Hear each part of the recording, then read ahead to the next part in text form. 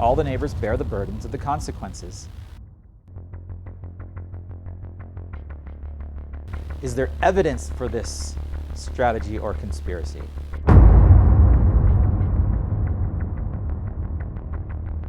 Absolutely. Everything we've just shown tonight. This is the silent United Nations invasion in our own backyard. And we also see in today's world a global regional government that has spread throughout the world, a regional infrastructure, which you're going to get all the nuts and bolts of tonight.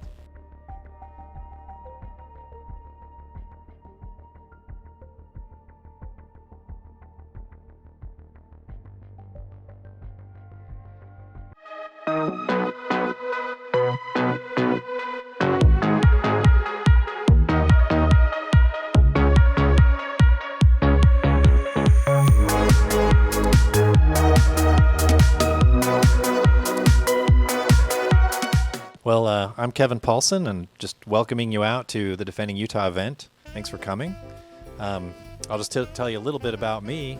I joined Defending Utah about 7 or 8 years ago, and I had been researching 9/11 for quite a while, and I'm an engineer, and so I was kind of taken aback by the whole thing, and I had been going down the rabbit hole for a while, and I didn't really have a lot of friends that understood it. And so I was really in search of people that I could relate to. And I saw a Facebook ad for an event in Orem, and I was living in Salt Lake at the time. And I said, I have to go to this. And so it was actually full. And so I reached out to the guys, and they said, hey, let's meet for lunch. And so we met and talked for 3 hours about all the crazy things that were going on. And so I thought, hey, this is my group. So I joined, and I've been getting involved ever since, and I really enjoy that. So it's nice to be able to be involved and actually do something that impacts, for better, the world, and for worse, the conspiracy. So anyway, I'll just briefly introduce Enoch Moore. He's going to be speaking to us about regionalism, and this is a big deal. There's a push for global government. I'm sure you guys have all heard about that. That's the first step, is regionalism. And what they want to do is they want to take away the power of the people locally and push that as far away from the local communities as they can, so that you have less power. So Enoch's going to tell us more about that. And briefly before that, we'll have a prayer. Subject tonight, regionalism is something that a lot of people don't know much about. And it's mostly the conspiracy theorists and the birchers that really get into it, that have even kind of heard the word a little bit. And it's something that's all around us all the time. We don't even realize what an integral part of our life it's become. And so tonight's presentation is just going to really break that down for you guys. Shadow government, regionalism, and high-density housing. This is the silent United Nations invasion in our own backyards. Okay, so as we break down this problem this month, we are going to then tease a little bit on what do we do about it, and that deep dive on what you do about it is next month. Okay, so it's a bit of a two-part series here. We don't want to sit here for 5 hours tonight, right? Thomas Jefferson said the qualifications for self-government, they're not innate. They are the result of habit and long training. And that's why we do these events. That's what we do at Defending Utah. And trying to carry on the tradition of the Founding Fathers. If anyone here is new to Defending Utah, or any of our attendees on Zoom, I would advise, go to our website and click the Learn tab, and we have this thing called the Liberty Boot Camp, and go through that course. It covers a lot of fundamentals that tonight I'm going to make some assumptions that you don't need background on certain things.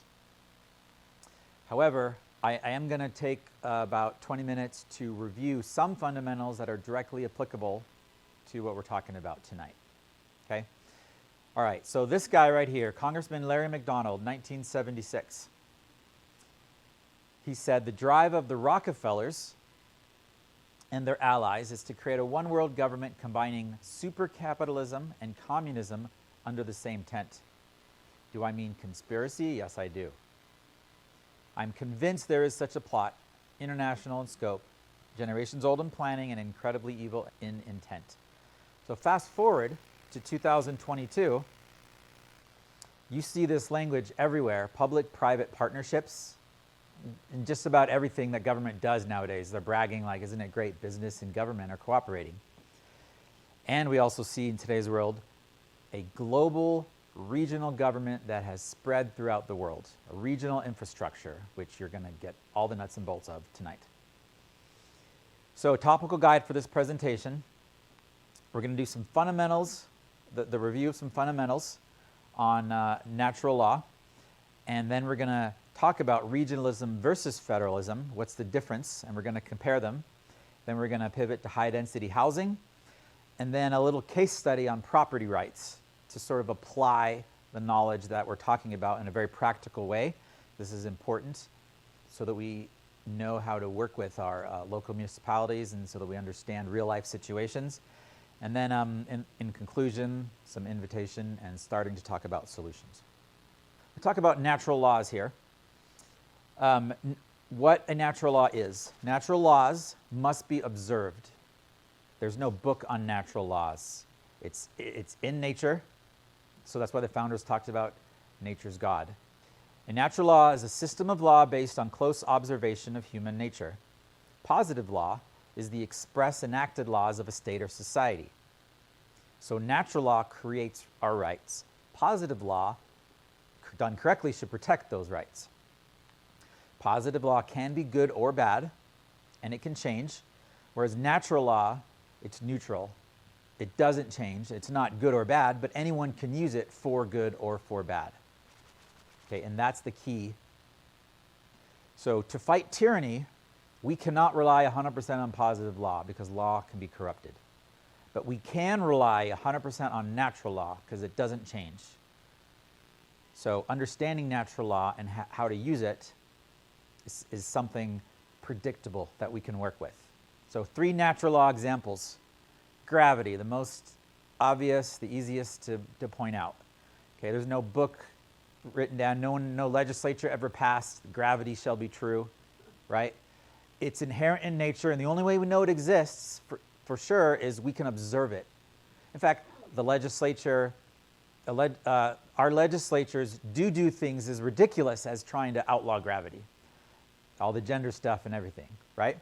But no matter what they do on paper, if everybody in the world would believe that gravity was now irrelevant or illegal, we can always observe that in nature. The labor theory of property is a natural law that philosopher John Locke talked about. He was someone who the founding fathers were very well educated on. Okay, so to explain this law, okay, here's a pile of rocks. Okay, and let's say nobody lives on the earth yet, and God puts all these rocks on the earth.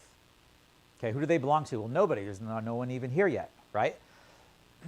But now people start to come on the earth. How do you decide who gets the rocks?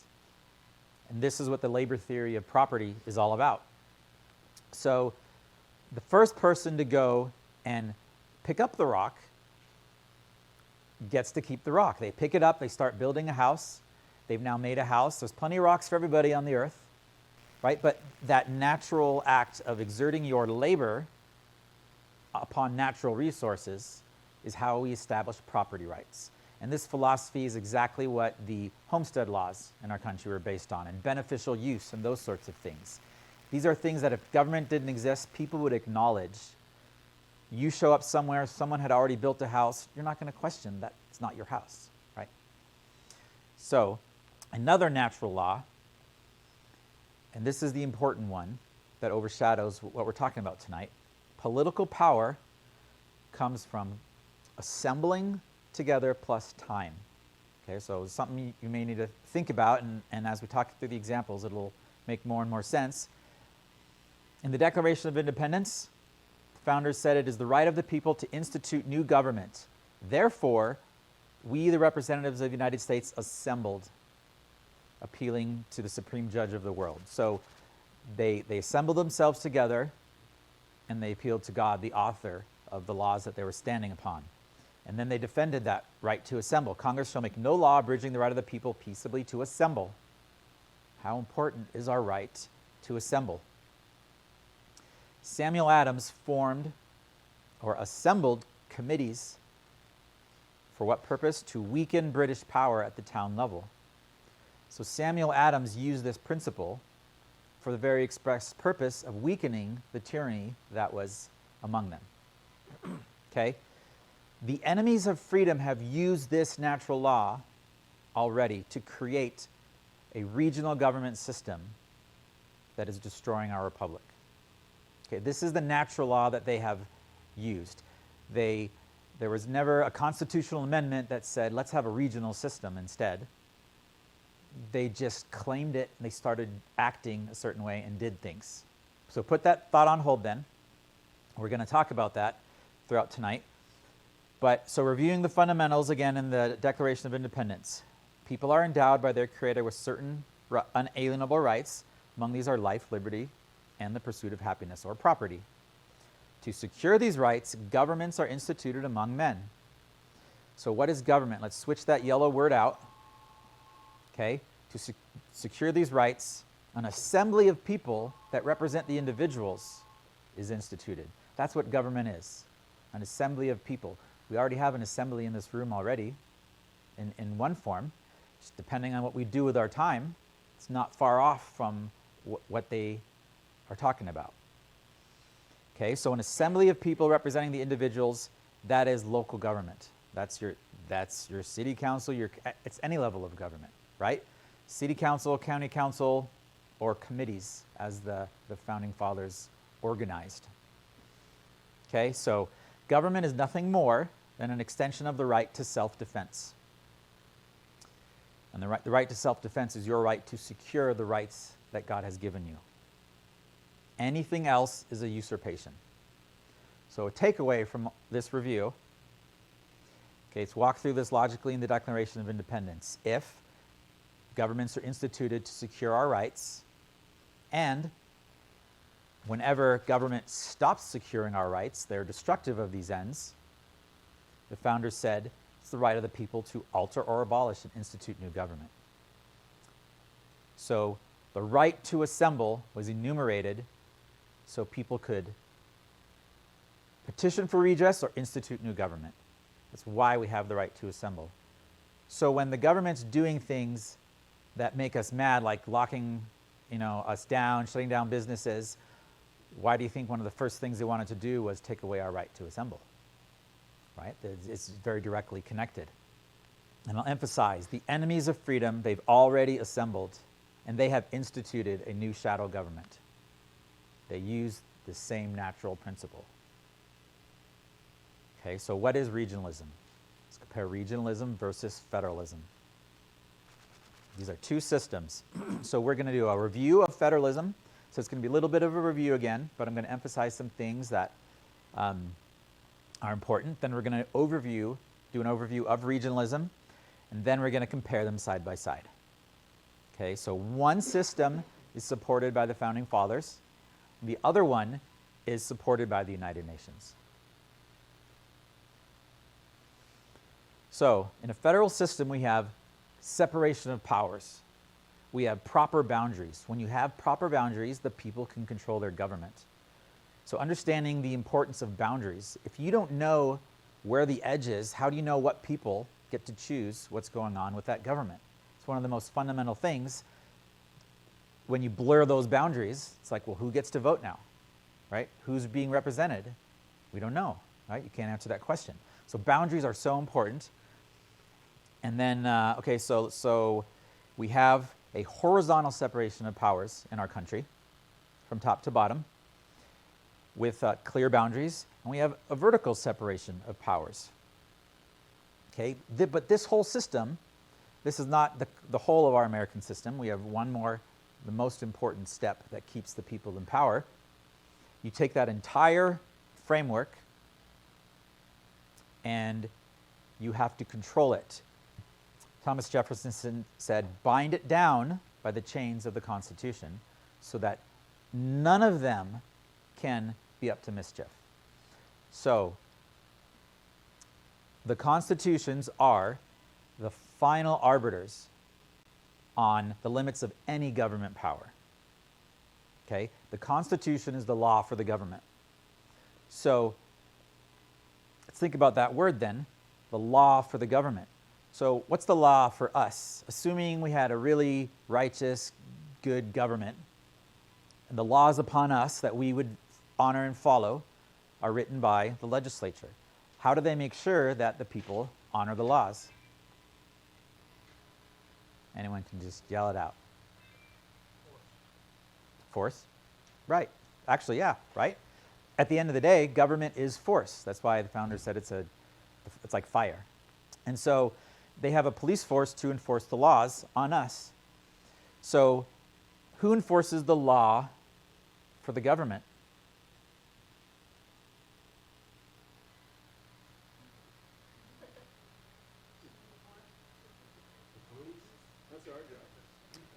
In theory, all of those answers are kind of correct. Kind of nobody right now feels like, right? No one is, but also all these others. Everybody. This is the answer. Everyone enforces it. That's why the education of the people is so important. Why Benjamin Franklin said a republic, if you can keep it. You guys have to know. George Washington said it's the people are the keepers of it. Right? So what's the mechanism for that? Whenever the government breaks the law, violates the Constitution, he says a nullification of all unauthorized acts is the rightful remedy. Okay, so nullification is a principle that we're going to pick apart here between each of these layers of government that are separate and they have jurisdiction, so they have boundaries as far as law, what they are allowed to do, as much as there's physical boundaries. Okay, so nullification can happen at any of these layers. City can tell a county, hey, you can't make us sacrifice the firstborn of every family. That doesn't make any sense. We're not going to go along with that rule. State can say, we're not going to enforce Obamacare in this town. Right? So nullification is basically the act of saying no to somebody else, but it's on principle. It's because the chains of the Constitution overshadow the whole system. Any level of government can appeal to it. Okay? Because when you're doing that, they're actually acting on behalf of the people that they represent. And the people are the highest authority. Okay? It's same with vertical. Vertical separation, horizontal separation. Nullification is when whatever office you're in, the people are educated on the Constitution and they know when something's wrong that a different branch did. Each branch is a jealous guardian of its own power against encroachments from the other branches. Okay, so the takeaway here is that nullification keeps the Constitution alive. Okay, so if the Constitution is going to stay alive, and this principle needs to be upheld, if there are people who hate the Constitution because they're tyrants and they're seeking for power, one of the biggest things they hate is nullification. And I'm going to give you an example. Okay?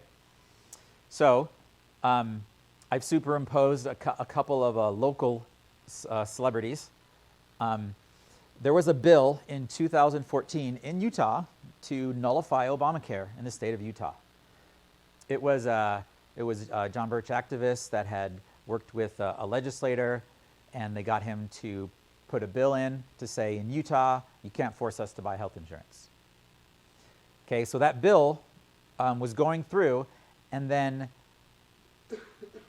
insiders who hate nullification, they didn't want that bill. They don't even like that principle being honored. And so there was a substitution bill. And so this little story, it's just like a minute audio I'm going to play. This guy right here, this is Bliss Tu, the field director of the John Birch, former regional field director of the John Birch Society, and this is Representative Ken Ivory. Okay, and he got into a little scuffle, and he's going to tell his story here. So this is about a minute. I'm going to play it for you. Hello, this is Bliss Tu, regional field director with the John Birch Society. I was calling to relay that information about the time I talked with Representative Ken Ivory. I think it was the 2014 legislative session. There was a late committee hearing. Mr. Anderegg, Representative Anderegg, put in a substitution bill to substitute for a bill that was a nullification bill for the state of Utah to nullify the Patient Protection and Affordable Care Act operations within the state of Utah. As I remember, Ken Ivory was there to testify in favor of the substitution bill that would have gutted the nullification and made it to just be a bill about Medicare. And so afterwards, I know he testified. I was out of the room at the time, but I came back in the room and the vote was held, and they voted for the new substitute bill. And I was up talking to a couple of legislators by their table, and Mr. Ken Ivory approached me, and I didn't know him immediately. And he told me, he kind of poked his finger at me and says, you need to tell your leaders to quit talking about nullification. And he says, there's a lot of lawyers here in the legislature, and we don't believe that nullification is proper or right. And Okay, so, hey, all the lawyers, they don't like it, right? We don't like it up here at the legislature, right? We're lawyers. Insiders hate nullification because it's exactly the check and balance that stops a lot of the things they're doing. And I have seen this over the last 10 years in activism over and over and over. Okay, I wrote this article this is about legislation that happened last year, but it was about this facial recognition technology. We're going to talk more about that in a minute as well. And in the bottom of it, I mentioned demand your local city pass a nullification ordinance that facial recognition is illegal in your town. Okay, so it was a suggested solution as I showed how they've created all this surveillance nightmare. So I took this article and I posted it, shared it online, and I've learned generally to avoid the really Republican groups because I've noticed the insider politicians hang out in the party groups because that's where they seem to think they're influencing the grassroots the most, right? It just seems to be where they hang out over the years. So I just don't like arguing with them, and I just sometimes just avoid them. But I decided I'll post in this group today. I shared it, okay? Let's see if you can see this on the screen. So I posted the article, and this guy read that line about nullification, right? And he says, oh, the city is chartered by the state. They're superior. You can count if there's a difference in statute, the state's going to win. Okay? And so here I'm going to educate this guy, I'm thinking, right? Well, all levels of government have to answer to the Constitution. And your statement is correct only so far as there are no violations of the Constitution. Where there are, the individual or the city that represents the individual can nullify. So if I'm wrong, maybe he's going to have a really intelligent, thoughtful response to explain. Yeah, right? Well, I don't know where you're getting your so-called facts, right? Oh, so-called facts. I'd stop listening to them if I were you. Nullification's been tried so many times. Oh, it's a dead issue. Don't even talk about that, right? I've had this experience a dozen times probably over the last 10 years where I ran into someone and I was like, okay. Yeah, so it's pretty predictable. Okay. So, all right, yeah, so we're moving on there. So insiders hate nullification. There's some good examples. And once, now that that's really pointed out to you, if you're out and about and you're being active and trying to make a difference, you run into that. You may notice it now more specifically. It's kind of a red flag to me of showing where somebody's coming from. Okay, so regionalism. Let's get into this regionalism. Definition of regionalism is multiple jurisdictions of government entering into agreements to share, control, functions, organization, or finances to address a common problem. It is not Republican in form.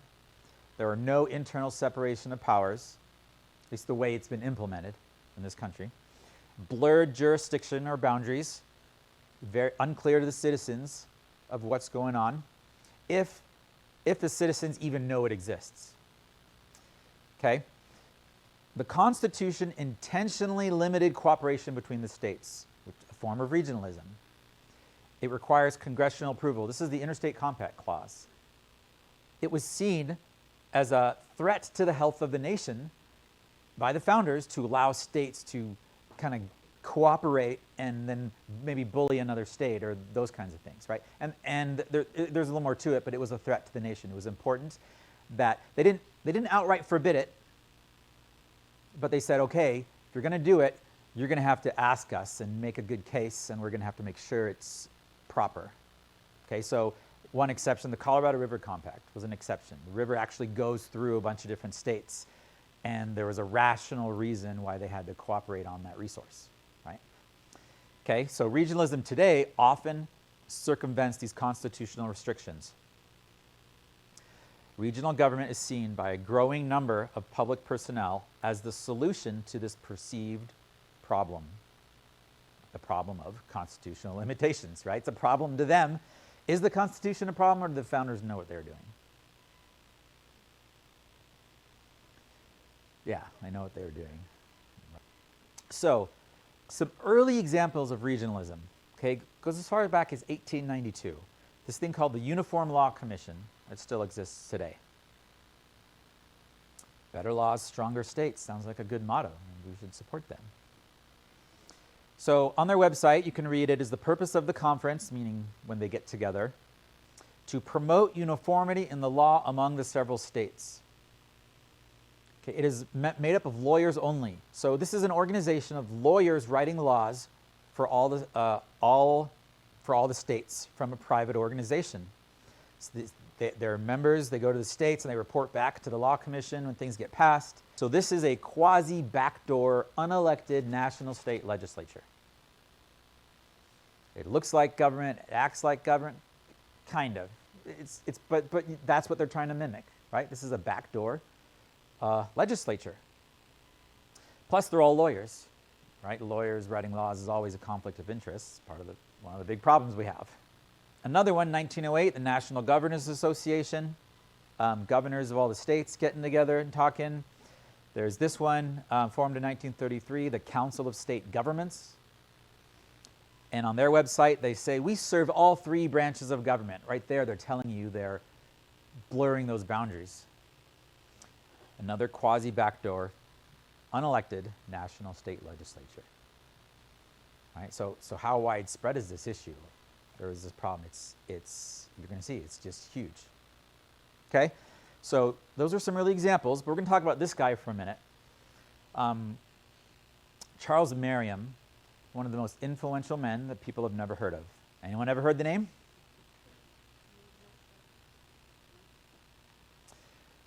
So he was born early 1900s. He was a political science professor at the University of Chicago. He had a vision for a governing structure of regional governments with social scientists as technical advisors to the society's political leaders. Okay, his hand can be seen in virtually every facet of modern political science today. He wrote a book in 1945, Systematic Politics. Okay, in this book, I kind of circled there, but I'm going to put it on the screen here.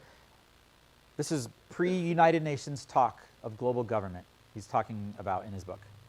Okay, he discusses the legal order of the world, world organization of law, the common good, and he calls sovereignty a mistaken concept.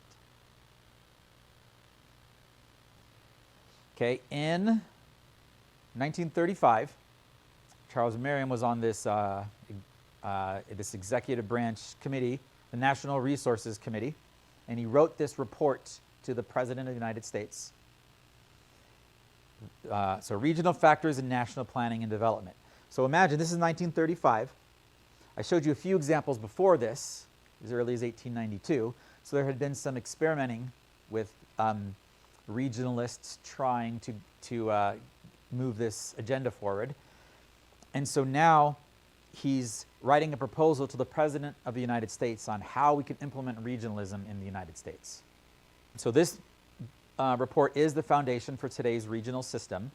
In it, 1935.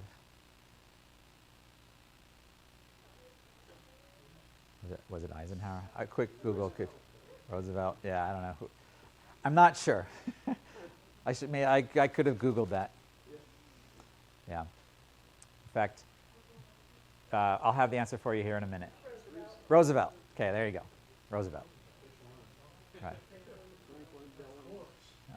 So in here, this is where you see the early references to this language, public-private partnership. This is where it comes from. And he says, you know, when we build this regional system, instead of trying to replace the federal system, because I imagine they've had some experience now for a few decades playing around with this, they said, we can supplement the existing government. We can merge with it instead of replacing it. Now, in the long run, what you're going to see is they built this parallel system, and if the federal system just dissolves for whatever reason someday, they have a bureaucracy that's ready to just handle business. Okay, he promoted it here that boundaries are illegitimate. He said that they should use any issue as an excuse to merge boundaries wherever they could. Interrelate even federal with state, blur county and state lines. And he says you can develop national policy at the local level. So this is just an obliteration of checks and balances, jurisdiction, boundaries, and so forth. In regionalism, we can find a solution to the problem of division of constitutional powers. Who are these people that are running our country, even almost 100 years ago, right? It's just been treason for so long. Treason to our constitutional system. Fast forward to 1995. This is a UN report, the Commission on Global Governance. Regionalism must precede globalism. We foresee a seamless system of governance from local communities, individual states, regional unions, all the way up through to the United Nations itself. The UN must prepare for a time when regionalism becomes more ascendant worldwide and even help the process along, and it is committed to doing so. The development of global governance is part of the evolution of human efforts to organize life on the planet. We are convinced it is time for the world to move on from the designs evolved over the centuries and given new form. Okay, so this is a United Nations heavily backed program now, worldwide. Here's some examples of how it gets into our local municipalities. 2010, this legislation was passed where $150 million was given to housing and urban development for Sustainable Communities Initiatives, which is United Nations Agenda 21 stuff. Shortly afterwards, executive order in 2012 by Obama authorized HUD, Housing and Urban Development, to engage in city, community, and regional planning. This executive order ensures that federal assistance is more efficiently provided, and HUD now has the ability to create regulations to enforce local and regional planning. So in Utah, just an example of some of that $150 million coming down, just local news reports. HUD awards $4.1 million to preserve housing in Utah, right? You could Google this concept, find a lot, on KSL, on the Tribune, and so forth, right? So this money's coming down to the local level from the feds. Okay, so this is a clip from California News, just a couple of minutes long, and it's going to show the mess that this creates in local municipalities. A mayor is having having a conflict with BART, Bay Area Regional Transportation. It's like our UTA, right? And it shows the mess that's created, and you see the frustration kind of back and forth. So I'm going to play this real quick. Open IV drug use, unconscious men and women, Can you turn it up, Brian? piles of vomit on either side of the hallways. This is a morning walk through the Civic Center BART and Muni station. And one morning, I got to pull out the camera. I got to show my friends this. They're not going to believe it. And over the course of a week, Shannon Gafford documented his trip to work. You may find the video shocking. You may find it routine. Every day, every morning, 5:30, 6 o'clock. I mean, you can see there's dozens of them. And needles everywhere, crack, heroin. It's a real concern for our riders, and we appreciate that. What we have to do is make the most of the resources, the limited resources that we have. Hey guys, we need to clear the stairs! BART, which has been pledging to address these problems, says it's recruiting more community service officers, more than 30 new sworn officers, and 20 new station cleaners. But will that be enough? The situation on our BART stations is simply unacceptable. Border is disastrous. San Francisco Mayor Mark Farrell, who today unveiled a $13 million plan to get needles, among other things, off of city streets. But the city's jurisdiction ends when you head down those BART stairs. I don't care at the end of the day if now we have jurisdictional issues. As mayor, I want to get something done, and I want to make sure that these BART stations are cleaned up. Now, while homeless services are offered to those in the city's BART stations, the mayor says San Francisco police may be needed because BART admits it is simply overwhelmed by the crisis that has landed in its hallways. We're in the midst of a national homelessness crisis, and we're also in the middle of a national drug crisis. And unfortunately, as a transit agency, we have limited resources, and we're not really equipped to deal with these social issues. So this, for now, is the status quo, a daily commute through a human crisis that shows no end. Okay, so there's actually a lot of different kinds of propaganda in that video, but you can see, you go down the stairs, they don't have jurisdiction in their own town. So we can't do anything about it, and you have this back and forth, and it creates this situation. There are two perspectives you can look at it with. Okay, if you have good elected officials, well, they've lost control of representing you. Right? They're blurring these boundaries, right, creating this mess. If you have elected officials, bad elected officials, they can play dumb, pass the buck, it's not my fault, right? And so they end up just leaving this mess as it is, and no one's doing anything about it. Sorry, it's not my fault, kind of thing, right? Pass the buck. Okay, so let's talk about, if you remember, we talked about this Uniform Law Commission in 1892. At the international level, there's this organization called UNIDROIT, which is the same thing, but it's at a global level. Lawyers making laws to unify laws across the world, or nations. So UNIDROIT is the international version of the National Uniform Law Commission.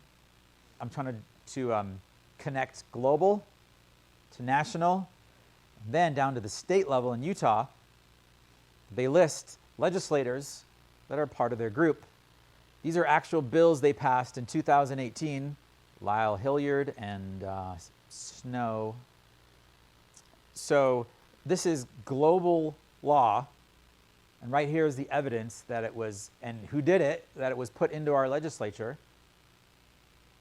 So this shows a backdoor from the United Nations, UNIDROIT, Uniform Law Commission, into Utah. It is foreign law coming through a back door. Okay, but this is just one back channel. This regional framework, NARC is the National Association of Regional Councils. In Utah, we have the Utah Association of Counties. At the world level, we have United Cities and Local Government, and then which goes to the National League of Cities, and then the Utah League of Cities and Towns. These are all different paths to come into these various regional entities in Utah. We have Mountain Land Association of Governments and Wasatch Front Regional Council. There's dozens of these.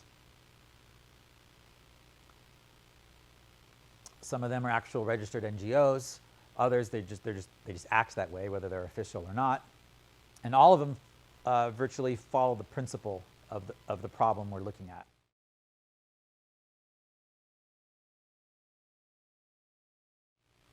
Okay, so this is the infrastructure of regional governance that's just enveloping the entire world.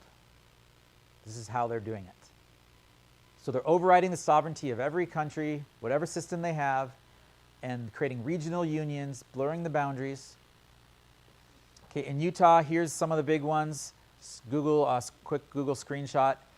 Southeastern Utah Association, Uinta Basin Association, Mountain Land Association of Governments, Wasatch Front Regional Council, League of Cities and Towns, all these. 5 county associations. I always find new ones that just pop up that I never noticed before. Yes?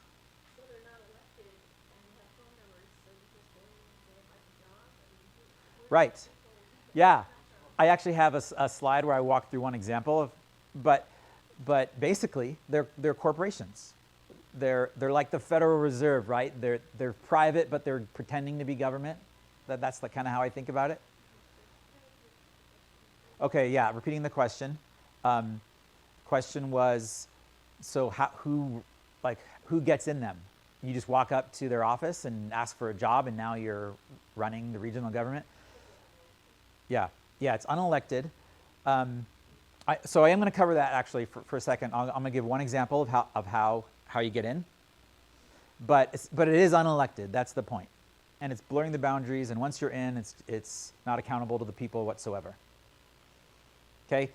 A Utah website, Transparency Utah or Utah It was a government website that was showing finances of the various departments.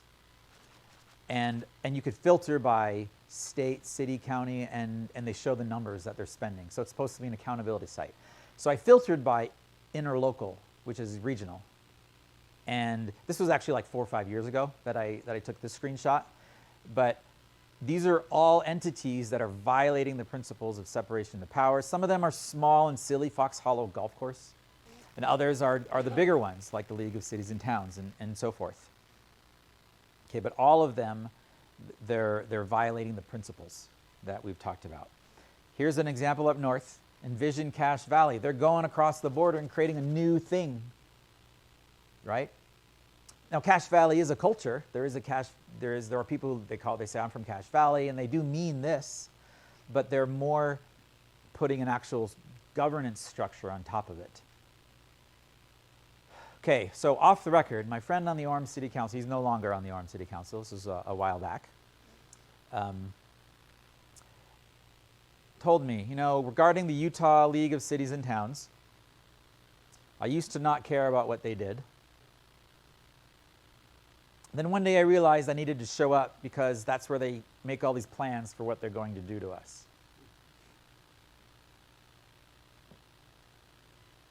Here's a recent screenshot from the Utah League of Cities and Towns, and they're just putting all these resolutions it's like they're acting like a legislature.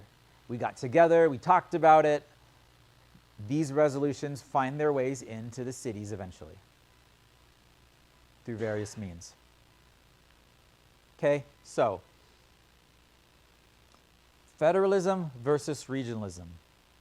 We have proper boundaries, but behind it we have this shadow, a regional system. No separation of powers, fuzzy boundaries. The people are not in control.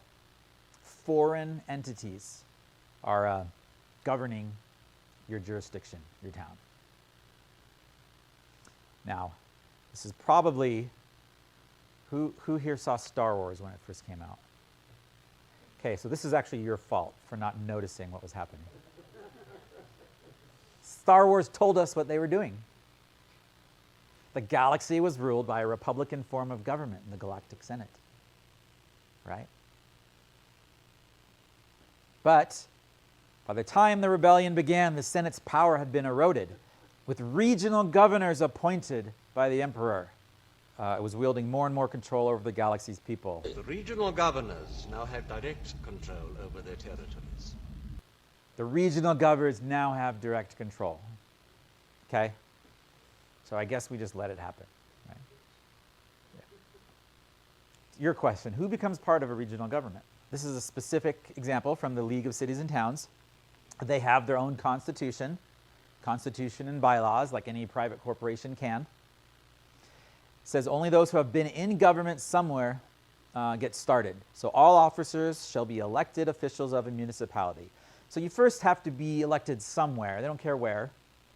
I guess for here it'd be cities because it's the League of Cities and Towns. right? So you got to be elected somewhere, but then now you can, if you want, be a part of these. Okay, government officials, they tend to move up the ladder. So now you're going to make friends in the regional system, and you kind of just move up the ladder. It's politics, making connect, like it's Soviet politics at that point.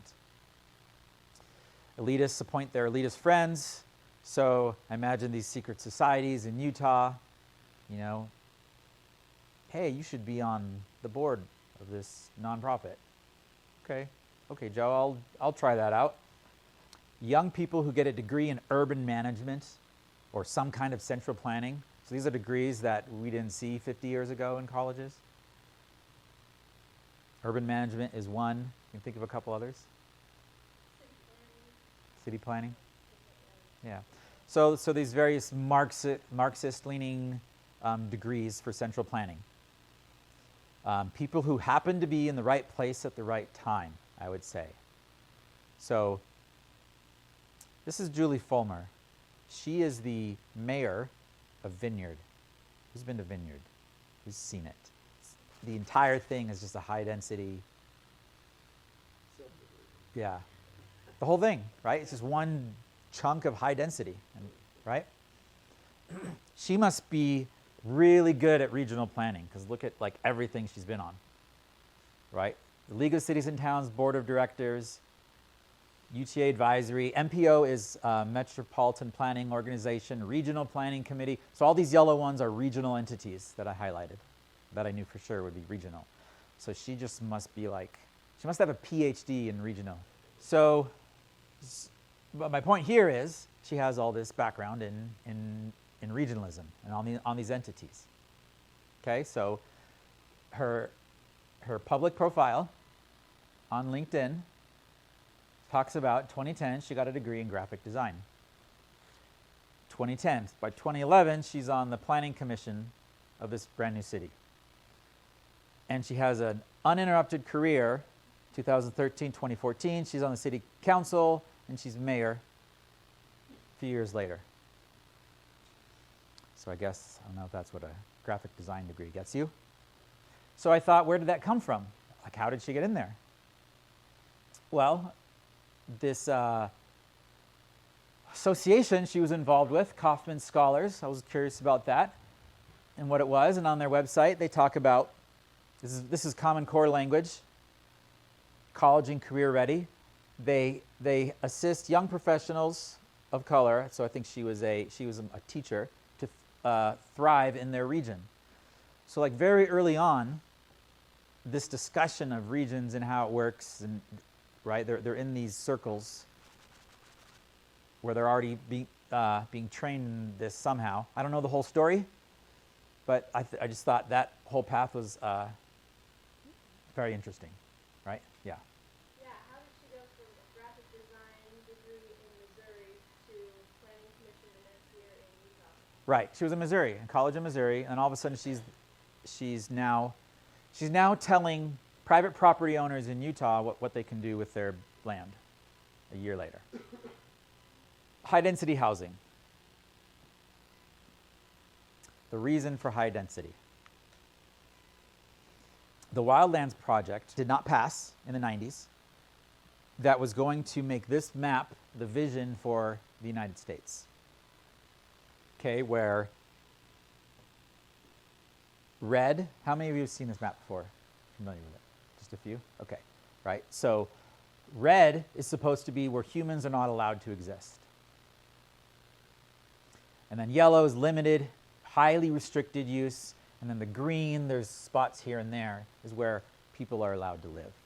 Right? So it's a reservation system for everybody.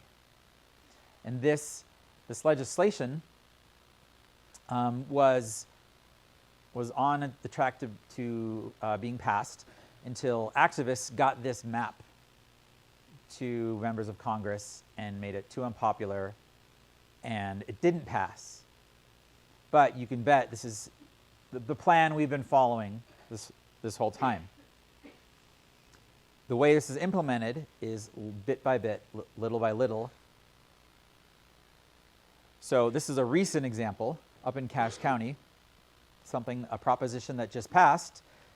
It was let's tax people a little more so we can preserve some more land. Sounds like a great idea. Let's preserve some more wilderness. Let's help, things like conservation easements, where the government goes to farmers and says, we'll protect your land, but we want all the rights to development, and when you die, no one can inherit the right to develop it anymore. So what that's doing is taking it off use, making it more wild, wildlands. And and so this recently passed, but piece by piece, this is happening at the very local level. In the local counties and the local cities, they are implementing the Wildlands Project. I actually remember I subscribed to the Sierra Club one year. I joined it so I could kind of see what they were publishing. And they actually had an article, so this is the Sierra Club talking to their people, which would be like environmental activists.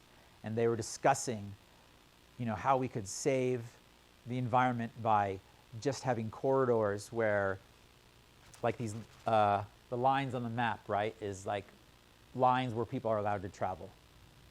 So they've been programming this into society for a very long time through various different channels. So all this is together holistically, this is Agenda 21. So in 2013, the Utah legislature goes on record opposing Agenda 21. This was because of John Birch activists. So at the time, I would say today, Agenda 21 is less and less like called a conspiracy theory. I mean, it was talked about in general conference, right, at this point, right? So, but 10 years ago, 2013, this was still kind of a conspiracy theory to a lot of people, unless you were studying it and you knew what you were talking about. So this was good at the time. It really put the legislature on record that this is a real thing. So this legislation says that local subdivisions in Utah should not adopt or implement policy that deliberately or even inadvertently infringes or restricts private property rights. State and local governments are urged across the United States to be well informed regarding the harmful implications of implementing United Nations Agenda 1 strategies for sustainable development. And it urges state and local governments across the United States to not enter into any agreement or expend any sum of money or contract services or give financial aid to non-government or intergovernmental organizations affiliated with Agenda 21, intergovernmental, regional. Okay, NGOs and regional entities they are what is building Agenda 21. And that's like where you need to look for where the majority of the heavy labor is coming from. It urges state and local governments across the U.S. to reject United Nations Agenda 21 and any grant money or financial aid attached to it. That's that local money we talked about that was being funneled down to cities in tiny little grants, from HUD and so forth.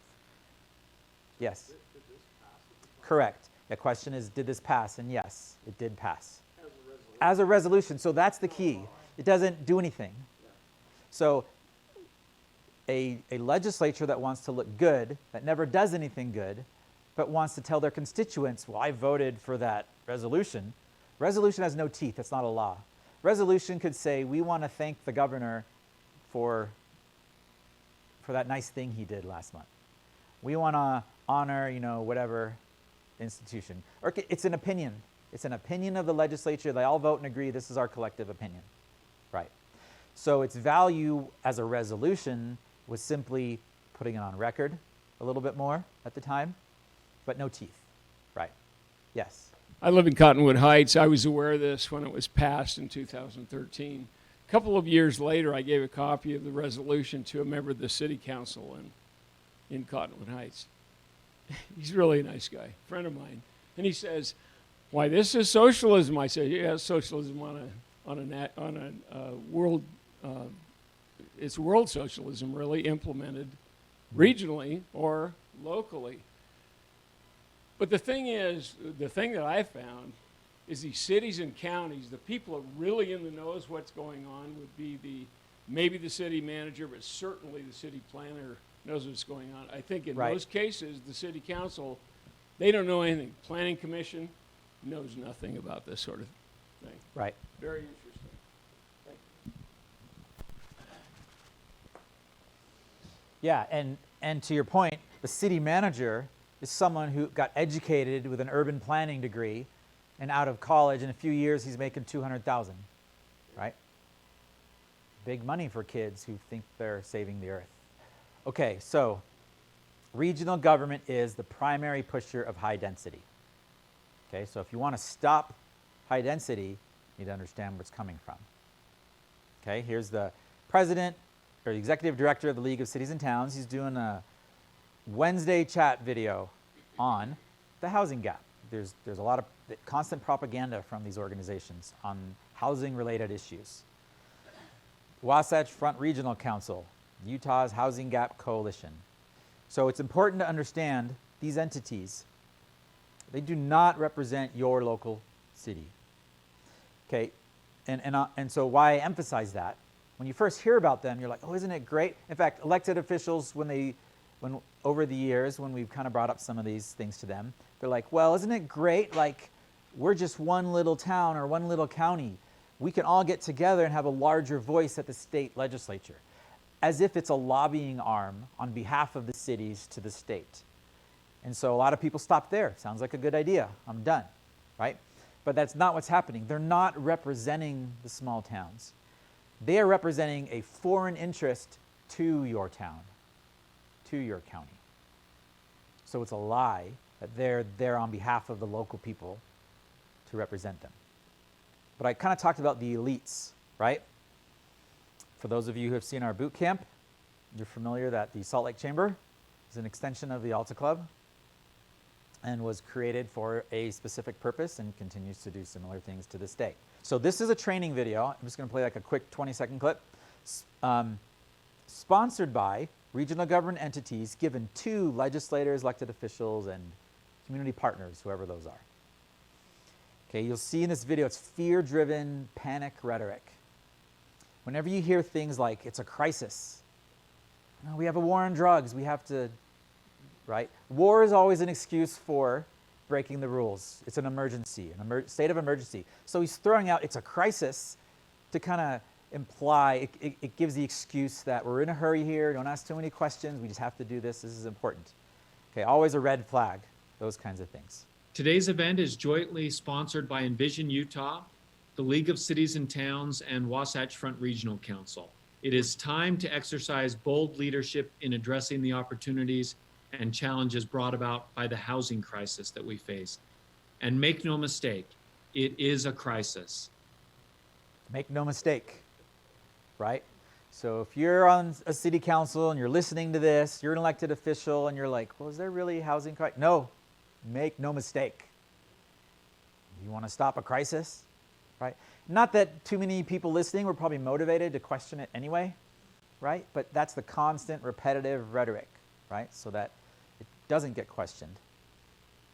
Okay, so the alleged problem sold to the public is not enough houses for people. The proposed solution, make more houses. And let's pack them in really tight because that'll make them so much more affordable.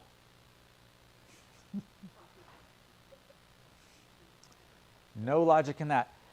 The reality, high density housing is not any cheaper. All the reasons publicly told are lies.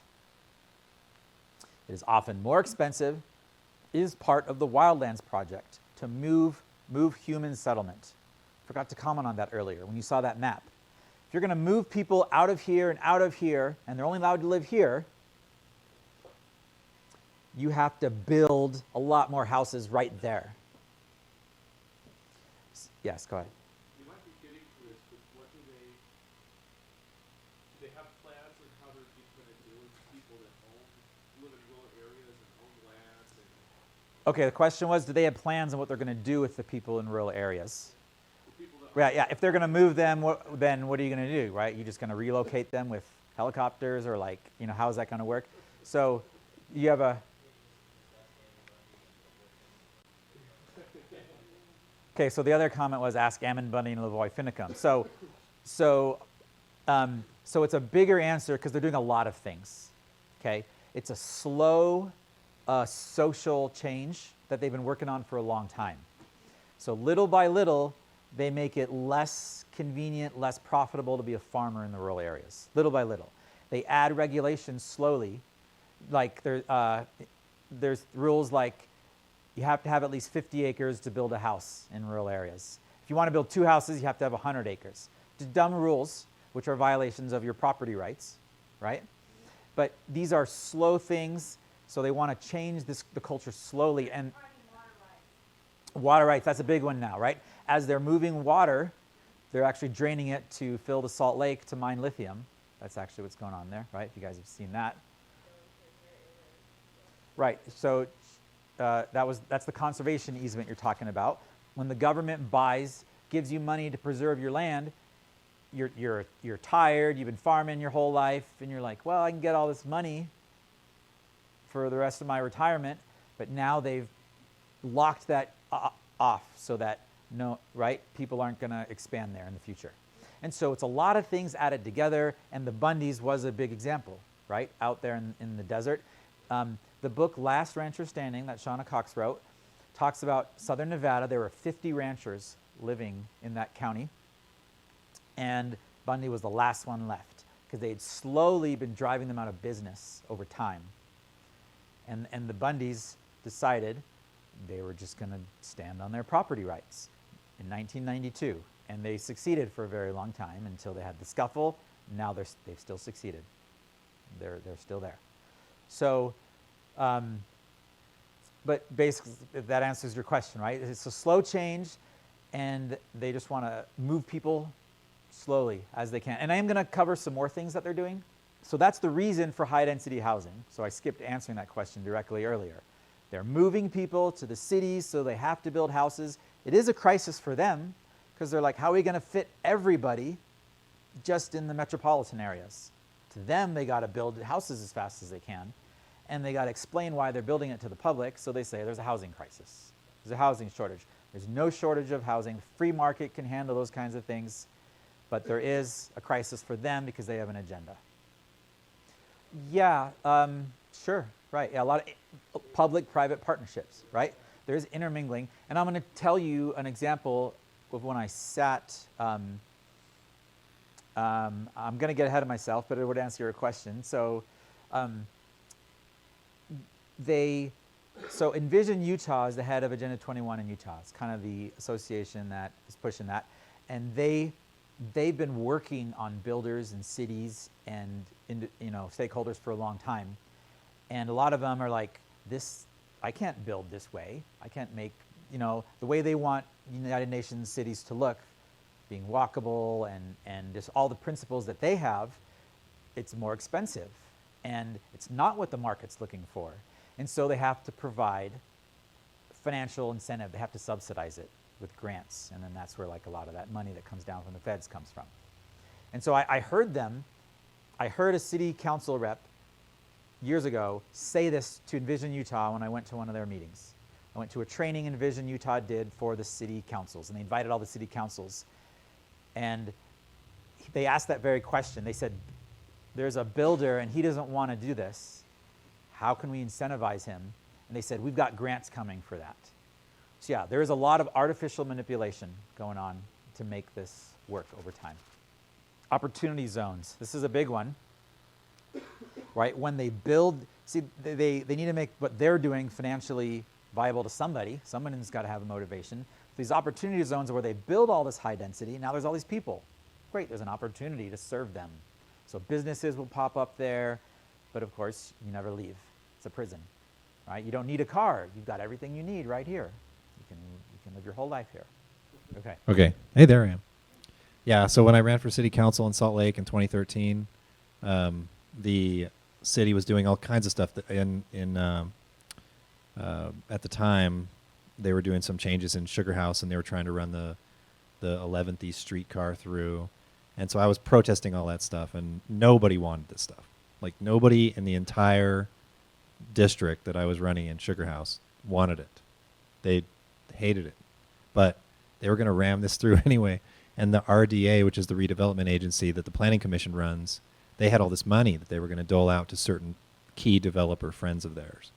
And so they basically they set up the zoning and the money and the tax increment funding so that their friends get these projects. That's how that's exactly what they do. Thank you. This was my slide to talk about that meeting I went to, right? Envision Utah announced they're going to sell high density to cities, okay? But what I heard at that meeting was not, there's a housing crisis, help us build high density in your town. We need you to help. Totally different conversation they're having. Okay, they said, hey, you have a problem. You have to like fund all your services. You need to grow tax revenue. Well, you know, raising taxes is so unpopular. Why don't you think about your land this way? Treat your city like a farm. Okay, treat your buildings like crops. The crop you plant changes the money you make. So they would say on the same plot of land, you can build a house and you make how much tax revenue off one family. Same land, put a business, you make more tax revenue, or pack in high density on the same amount of land. And that's how you grow your tax revenue. That's what they were telling them. So they'll say whatever they have to say to whatever audience they're working with just to get the agenda through. Okay, there is a principle the founders gave us. Less property is less freedom. Freedom and property rights are inseparably connected. You can't have one without the other.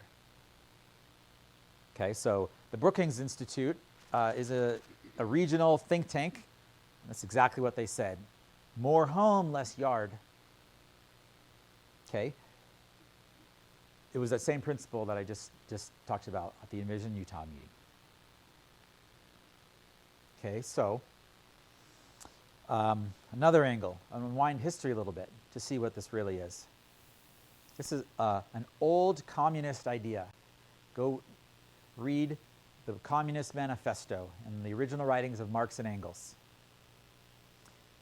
Okay, the Soviet Union, after World War II, had a housing crisis, and they built all these big, ugly buildings. This is not a new idea. This is an old playbook. It's because communists, tyrants, central power wants to gather people together where you can control them. It's always been the case. It's a communist idea. So the original writings of Marx and Engels, the housing question or the housing shortage, this was part of their philosophy. You had to say there's always going to be a housing shortage because that's human nature, because capitalists are so evil. Housing shortage in society, the housing shortage is no accident. It's the result of human beings and original sin. So how they solve it, they talk about expropriating luxury dwellings from the property class and giving it to the worker class through various means. You can house them in their houses or you can take their homes. And I remember my political science professor in college explaining this concept to me. And it came back to me as I was preparing this a few months ago. How it was a way to sell the workers. You know, they get to live in mansions. You should live in a mansion, right? Well, so when you take over the system and now it's the worker class in charge. Now we get to live in the mansions, but really it's a lie. So they say they're taking the mansion, but they're locking you up in the prison, right? They're saying this this giant building is a mansion, but really you're sharing a tiny little space in there, right? So it's an old communist idea. Even today's communists agree. Capitalism's housing crisis, right? So that's where this comes from, philosophically. Woe unto them that join house to house. That's Isaiah 5:8. I asked Dr. Scott Bradley, what's wrong with high density? Got some opinions from him. Thoughts to consider. Historically, potential for higher crime, increased costs of policing. Sharing walls, individual rights are naturally swallowed up in collective rights. You don't have to pass a law that says you get less rights, you just have them live somewhere where naturally, right, their rights are swallowed up. No physical land, harder to provide for self in a long-term emergency, can't grow food, increased demand on public services, there's a need for central management, individuals don't feel a stewardship to their land, therefore less to the community, increased infrastructure cost, and once you add smart technology, it is a government surveillance dream. Okay, there was an interview that came out recently. We Are the People Radio did this. Have you guys seen this? It's actually an hour long, but I took like a little 3-minute clip of a few highlights, and then I threw some of my own pictures on it. But if you go to our website, this article has the entire interview on there from their YouTube channel. And actually, after this event, I'm going to publish this on there as well. So I'm going to play this little clip. They're talking about all this high-density Agenda 21, but what the state is doing now with implementing digital surveillance, right, and making it our prison, like China, and the credit score, and that sort of thing. Buckle your seatbelts, because Chelsea's about to take us on a little ride. Kind of what the World Economic Forum is doing and how they're ushering everything into our local communities around the globe, especially into Utah. They want Utah to be the hub.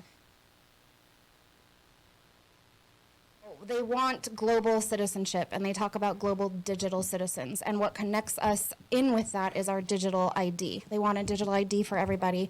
And Utah Freedom Coalition did a lot to help kind of try to fight the digital ID they were trying to pass here in Utah last year. And they helped get that delayed and stopped, but they're bringing it back this year. So we need help at the Capitol fighting that this session. They are mimicking Stalin's revolution, Industrial Revolution. They're calling it the Fourth Industrial Revolution or the Great Reset. And they're mimicking how he did it. And he came for the agriculture, and they're coming for the water and the agriculture first. How digital identity can improve lives in a post-COVID-19 world. And just so you guys know, they did pass a bill this last session. This is what the World Economic Forum, these globals, that's their agenda. Mm-hmm. And what you're saying is then you just drop back, said, and in Utah, they just passed a bill that would do what? They're allowed to enforce isolated quarantines on us now.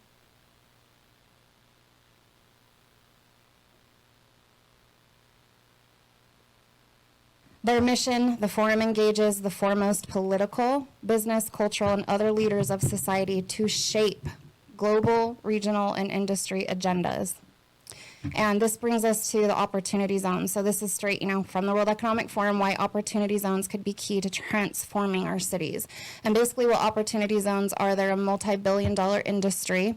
And they do redistricting and rezoning for smart homes and smart appliances for the affordable housing from all the homeless. They've created the homeless situation, but we know what they do. They create a problem so they can come into the solution with the problem, and that's where they implement their agenda. So this affordable housing is going to be smart homes and smart appliances, and that's going to branch out to the smart cities. So your other smart buildings, the theaters, banks, restaurants, hospitals. And then you've got the transit hub that goes through. They want every community connected to a transit hub. And they've just, in California and other states, they've come out and said that they want gas cars banned by 2035. And what they're going to do, they usher in the electric vehicles, but we already know that the grid's not handling it. And so what they're going to do at one point is make us dependent on this transit. And these smart cities, they are calling 5 or 15-minute cities, or walkable cities, or walkable communities, because, and why do we need cars? Everything's within walking distance. Yeah, it's interesting. And the Utah County Commission, they've been talking about this too. Yeah. And bringing all the affordable housing and the high density housing into Utah County. Yeah, they're bringing it everywhere. They've just down in Washington County, they're down there talking to them about it too. I mean, they want it everywhere. And they really want to bring the rural areas in and urbanize them. If they can't, they'll either bring, the broadband, the smart water, which we'll get into in a minute, the transit hubs, all of it out to them. And if they can't do that, they're going to start dissolving towns and bringing them in. That's what tyrants want, is they want total control. They want to be able to control your electricity. They want to be able to control how much you drive your car. They want to be able to control if your heat, your food. I mean, they want to be able to watch what you're eating. Because the reason this, again, when you're in a totalitarianism system and you're on United Healthcare, all of a sudden, and it's interesting how they're pushing obesity, because, again, they give the problem, then they give the cure. When they push obesity, and now all of a sudden obesity is this major thing, well, guess who has to come step in and fix it? The government. And why? Because now you eat too much. Well, now you're a burden on the tax payers. So now we're going to watch what's going in your fridge, which they can do with the smart cities, and we can and again, they can have the power to turn off your water. Yep. They can have power to turn off your electricity. They can turn off your heat. They can turn off your car. They have absolute control over every single thing in your life, not just your bank. Right. And again, this is already happening in China. This is not like this is not a theory. This is already in practice in China. And in Utah, we are rushing to implement smart everything, which gives anything that is smart means they have control over it. Yeah. I recommend listen to that whole hour. It's really good. A couple thoughts on that. One thing they didn't get into, because I wasn't going to play the whole thing, is the water. Okay, why they're taking water from rural areas, and they say there's a drought, right? There's been evidence for a long time that lakes are being drained, that they put infrastructure into the lakes to drain them. But grassroots investigators have mapped the whole thing out, that they're draining the lakes, pumping water to the Salt Lake. They're saying Salt Lake is drying up and it needs more water. It's because they're doing lithium mining, because they have to support a new electrical infrastructure for the future that they want. And Salt Lake, because of the salts, is perfect for lithium mining. If you Google what's happening in Salt Lake, you'll find articles all around the world, major newspapers talking about Salt Lake City and the problem, how we're going to save it. The reality is it's all a cover for this lithium mining operation. And that's why they say, like, they want Utah to be the hub, because of the Great Salt Lake and the natural resource we have there for batteries and electrical and so forth. So watch that whole hour. And I would also add in the tyrants of society, the New World Order. They're big dreamers. They have big dreams. So when they say, like, they want total control and they're going to have it by 2030, they've announced a lot of goals over the years, over my lifetime, over your lifetimes, that they have not met. So I want to emphasize that. So understanding their vision just knows the direction they're going, but there are things we can do. It becomes very impractical without a lot of local cooperation. And just making sure meters don't get put in, water meters don't get put in your town, you're not going to get rationed, these new smart water meters. It's the reason we need to stand on in our local municipalities, to our local representatives, is not, well, I don't think that's a good idea, I'm conservative. It's like, this is not for the benefit of our city. This is not coming from our people for the benefit of our people. This is a foreign program. You're supposed to govern our town. And this needs to be the language and the rhetoric that we demand of our local officials, or we're going to talk about solutions a little more, but that's one piece, I think, what we need to think about. Okay? This former software engineer, did you have a comment? Yeah, I have a question about smart meters. I heard that you can call and refuse or decline to have a smart meter attached to your home, a smart meter, electric meter. Is that true? I mean, how yeah, you how can. true is that? You can, and I think some people have successfully done that. At the end of the day, that's probably going to be a drop in the bucket of people that learn they can, then go through the effort to try to get it off.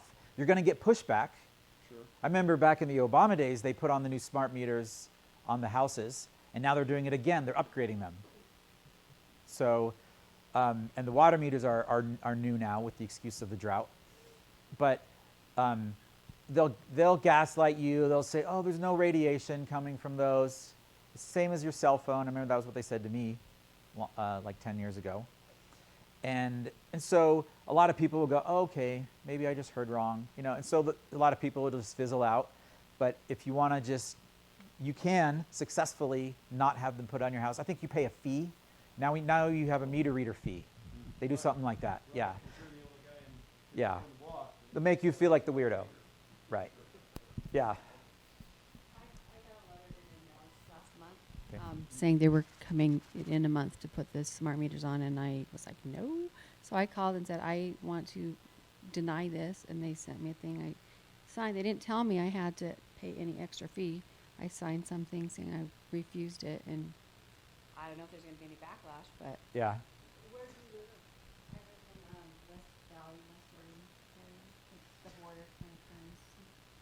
So that's good. Individually, we can do that.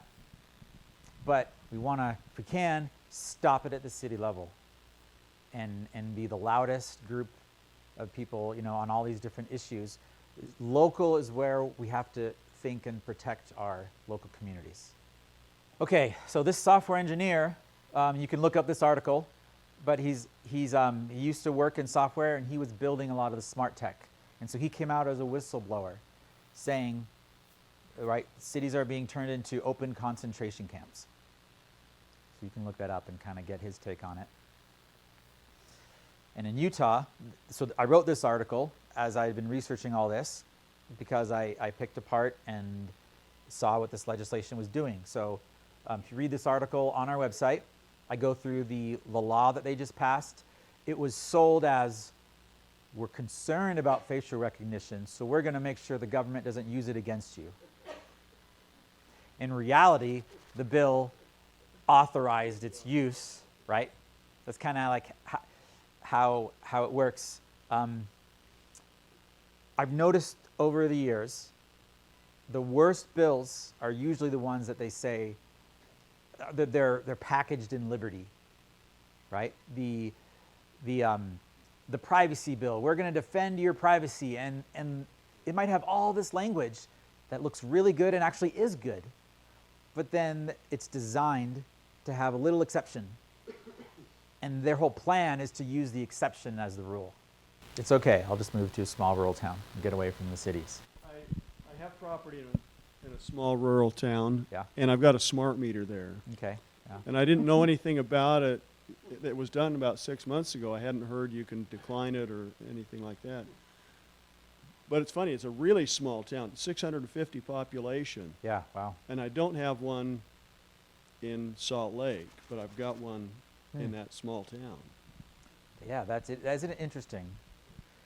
A town of 650, my mind goes to, you can really succeed pushing back in a town that small. Yeah.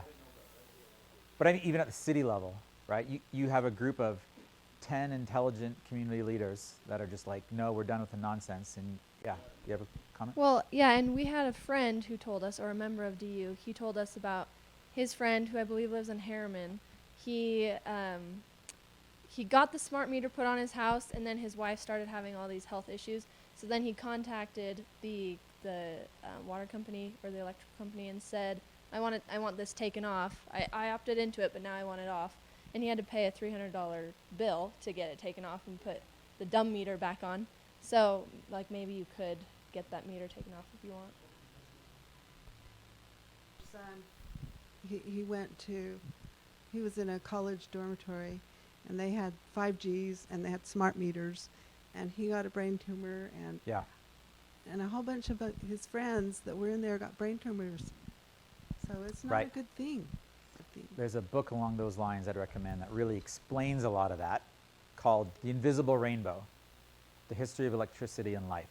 Talks a lot about how radiation over the years and health effects, and I'll just leave it at that. But yeah, that's a real concern. So it's not just the surveillance, it's the health effects on people. Right. So moving to a small town, this is definitely an example of what they were talking about, that they're coming for the small towns. The governor wants to help your small town. They call it the Main Street Pilot Program. Let's go to all the small towns and upgrade Main Street with more foreign money from these grants. So who's funding this program but the Bear River Association of Governments? It's a regional government program. They're the primary funder of this small town initiative. And just to emphasize that they are what we've said regional government is, they represent 39 cities and towns, this region, but only 15 elected officials, so clearly not even all towns are represented. So some town is going to be getting something. They didn't even have a pretend voice. They act like they're a government. They've got regional planning, all these different things they do. And from their website, we ensure the orderly and harmonious coordination of federal, state, and local programs. Global. Yeah? Yep. Well, federal means federal, yeah, it's just all blurred. It's all blurred together. That's what we've been talking about with regionalism, breaking down the boundaries and so forth. Okay, now I'm going to move on. We need to understand how to recognize based on principles. Mike Lee and Mitt Romney use this issue on federal lands. So this has been a common thing we've heard a lot over the years, for decades actually, but especially in the last 10 years.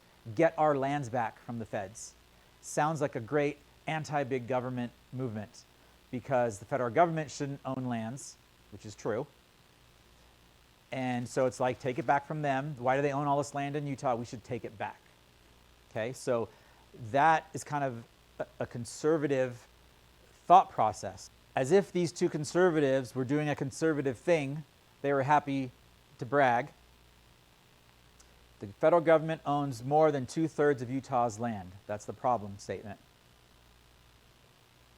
This bill, this was earlier this year. This article was from April of this year.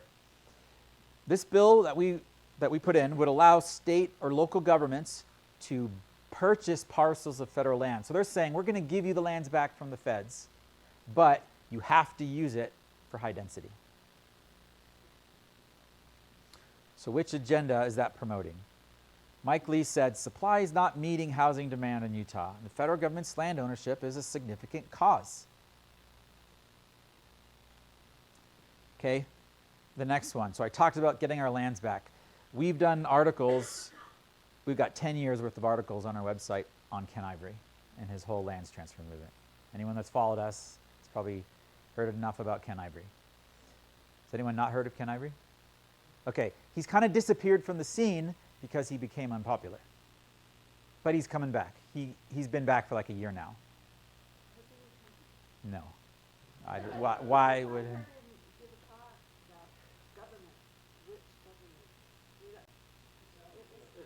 I gotcha. He sounds really good. Yeah. Repeat that? Yeah, they say he sounds good, and I heard him give a talk. Okay, Scott Bradley called Ken Ivory the most dangerous legislator in the United States. It's in our articles, right? So I'm not going to go into his whole program, but summarizing, you can see here what happened was, he said, let's get our lands back from the feds. I'm going to fight for the ranchers. I'm going to fight for the rural areas. We're going to get our property back. And what he did, he had this never-ending lawsuit enriching some lawyers somewhere with the state's money that eventually was just fizzled out and did nothing. In the meantime, they're passing all this legislation to build an 11 states Western Regional Compact so that we can transfer lands from the federal government into this regional compact. And then they gave that regional compact lawmaking ability, policing power, etc. So it was its own government in every way, right? Having all those powers. And so all of our articles are the nuts and bolts of all of that as we discovered it. One of the biggest things was when they stripped the sheriff of his authority to defend you. And that was one of the worst. And they did it because they took the idea of the Bureau, the Federal Bureau of Land Management, that's doing all these unconstitutional things in our rural areas, and they created a Utah Department of Land Management. So they were legalizing in a DLM that was at part of this regional structure what the BLM was doing unconstitutionally already. And so when they did that, and it was Mike Noel, Representative Mike Noel's bill. There were a few legislators that kind of put all this together. His bill said that the Division of Land Management has primary law enforcement. And so the way it was worded was, there was pushback. You know, we kind of said, hey everyone, they're taking your power away. I guess I'm talking more about this than I thought I was going to, right? But this article right here, Utah legislature moves to remove the power of the sheriff. Okay, as a response, Mike Noel, so every sheriff in the state was getting their phone ringing off the hook. You're going to let them take your power?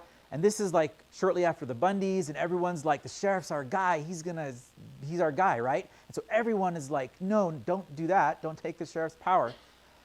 And so this is a photo you can see of all the sheriffs traveled around the state so that they could calm them down and say, no, this is fine, we can do, it's okay. And so the language ended up saying the sheriff is the primary law enforcement except in cases of wildlife. So all they got to do is cry, desert turtle, and the sheriff has no power, right? Yeah. Unless he nullifies and says, according to the Constitution, you are not primary law enforcement. You can't violate the rights of my people. That's the whole point of nullification. Nullification can be executed at any level, at any time, using constitutionally, right? It's always there. So scary as like it all is that they're taking this over with regional government, the Constitution is in effect if people decide to start enforcing it. And we're going to talk about that some more. Okay, another conservative sellout, Jacob Anderegg. I forget what year this was, but he was passing bills for local high-density housing. Now, one that surprises a lot of people, this is a Libertas Institute video. It's just a few minutes long. I'm going to play it for you so you hear for yourself exactly what they were promoting. Utah has a lot to be proud of. We've got a low unemployment rate and our economy is consistently ranked at the top compared to other states. Economic prosperity has attracted people from all over the country. But when they get here, many face a big problem, trying to find affordable housing. If you've recently tried to find a new place to live in Utah, then this will not come as a surprise to you. From transplants to locals, almost everyone has been affected by sky-high housing prices.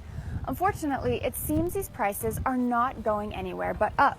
A recent study found that if current trends continue, in 26 years, the price of a house in the larger Utah cities would cost about $1.3 million. The report also found that housing prices are growing much faster than household incomes, making it difficult for families to find and maintain adequate housing. This leads to compromising spending on essentials like food and healthcare just to pay more for housing, and some may be forced to relocate to other states. One of the major contributing factors to these high prices is local government regulations. Restrictive zoning ordinances that limit or outright prohibit higher density makes it difficult for developers to respond to the market's demand for more affordable housing options.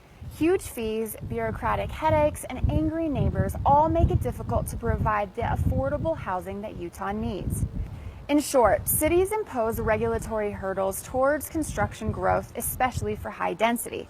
In turn, a scarcity in supply means that the demand and the price goes up. Some of the factors leading to higher prices are inevitable, but restrictive government regulation does not have to be. Communities in Utah need to accept the reality we live in. Higher density housing options are needed if we want our children to have an affordable home here in Utah.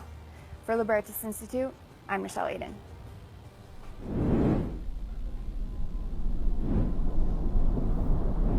Okay, so there's the libertarian excuse. The free market wants high-density housing, the government won't let us build it, right? So like I said, they will tell any audience anything they need to hear to promote the idea that they need. Yep. Question, I drive around the valley and see all these huge developments for high-density housing. Do you know what the occupancy rate is in these places? Yeah, I don't know. To me, it just, in my brain, I'm thinking, you know, the builders have all these incentives to build the homes, whether it's grants or whether it's some kind of an interest subsidy or something like that. When the houses are built, if they build these empty apartments, it would seem to me that they can't afford to have them empty forever. But you know, China's gotten away with it for 20 years. Cities, yeah. And so, you know, there's a new in Holiday, where the old Cottonwood Mall was. They're putting in a apartment complex that looks like the Borg from, you know, out floating out in space. I mean, it's huge. I don't know how many apartments in there, but it's absolutely huge. This idea of having affordable housing, even I don't care if it's a 1,000 square foot apartment that somebody lives in, it's never affordable. Right. People can't afford anything because of various other economic factors. But do you know what, or can we find out somewhere what the occupancy rate is and why builders have the incentive to keep building and building and building without having these apartments filled? Well, we already know the grant money. So if they wanted Sure. to, they could artificially incentivize it for a long time. Yeah, comment? I think they're doing that. I'm working on one right now, and they're all 1 to 2 bedroom, basically, and they're like $1,500 a month or more. Yeah, I remember moving to Clovis, New Mexico, out in the middle of nowhere, and I was trying to find a place to rent, and the nicest place in the town was Section 8, and so they said, no, you can't live here, no matter what you want to pay. Yeah. So maybe they're filling them, but either way, they're building them, whether they fill them or not. A quick case study on property rights, because I want us to think through the practical application and pushback, and also what is right and what is wrong. In order to win at liberty in general and restore our nation, we have to understand the principles and be really good at applying them in the situations that we face in reality. Okay? So, this is a common thing in everywhere in the country now, right? Someone wants to build high density housing, someone else doesn't want them to build it. Okay? Mr. Builder wants to build high density housing on his property. Mr. Neighbor doesn't like it.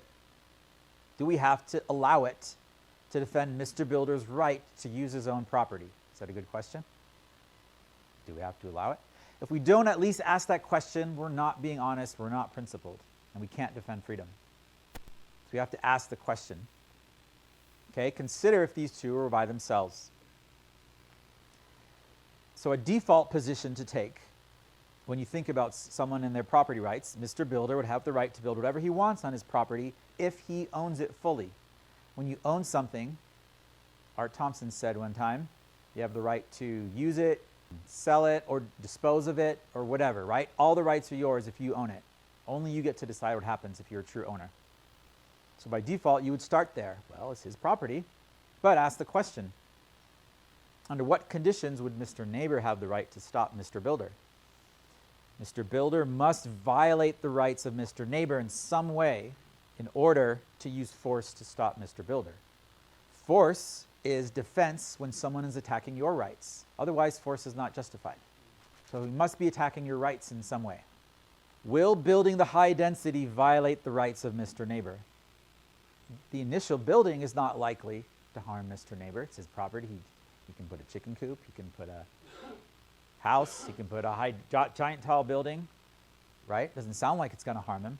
Will Mr. Neighbor have to pay for increased police so that Mr. Builder can make his profit? There's a better question, right? Will Mr. Neighbor have to pay for new city infrastructure so that Mr. Builder can make his profit?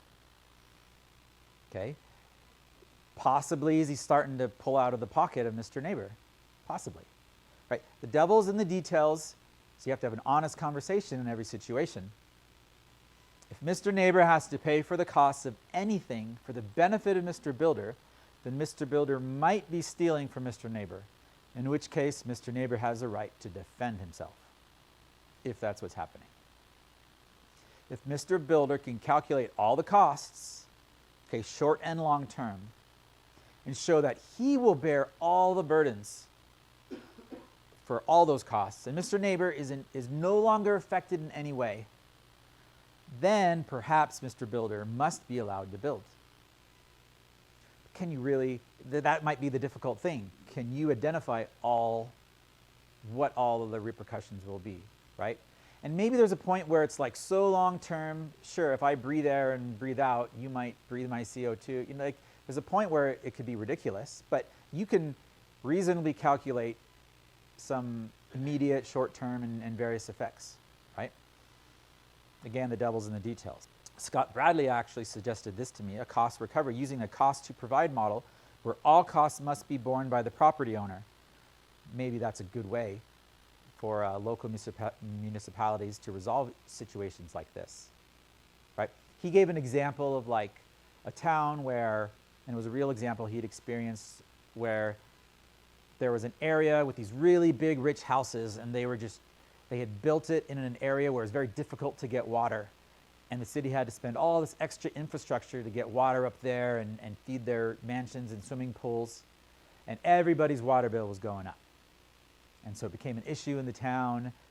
But if there was some way to put, like, I'm not a water engineer, but some mechanism so that all the burden and cost was over only the people who wanted to benefit from it, then the regular town folk wouldn't have a complaint anymore, right? So one way to think about it. Okay, other considerations. Okay, remember the labor theory of property. Okay, exerting labor on a natural resource establishes a property right. So if a community as a whole has adopted an expectation by the representation of the people, and they have invested labor, meaning their time and resources, to intentionally create a certain type of community, it is arguably a property right of the community, and they can arguably defend that expectation to preserve their way of life. So I'm going to give you a very clear example for that. There's a town somewhere in the east of the United States where radiation is not allowed.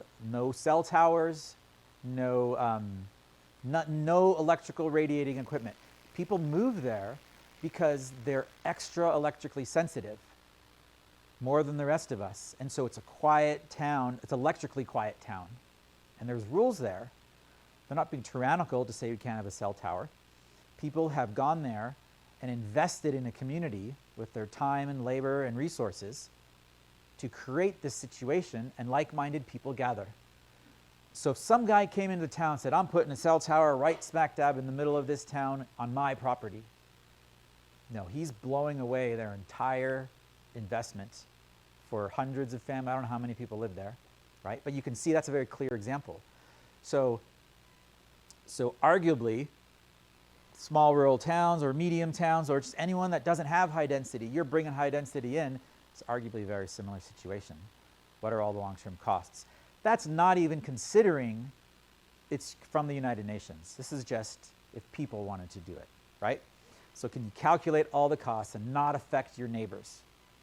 If the incoming high density in no way infringes on the community in any type of cost or this community collective property right or expectation, then maybe they should be allowed to do as he wishes. Okay, but then this is the final, to me, settles the argument, right? Everything else is an intellectually honest debate, looking at both sides. Now you're talking about foreign invasion. Is this truly a local project? Or is it coming from interests that are foreign to the community? Does this foreign interest have plans to change the neighborhood and eventually make all the neighbors bear the burdens of the consequences? Is there evidence for this strategy or conspiracy? Absolutely. Everything we've just shown tonight. So I'm wondering logistically, to that question, is it truly a local project or is it the interest of a foreign community or invasion? If you can prove that builder so-and-so is building a project because he was bought off or somehow acting on foreign interest because of one of these city planning regional groups that manipulated or influenced him to do that.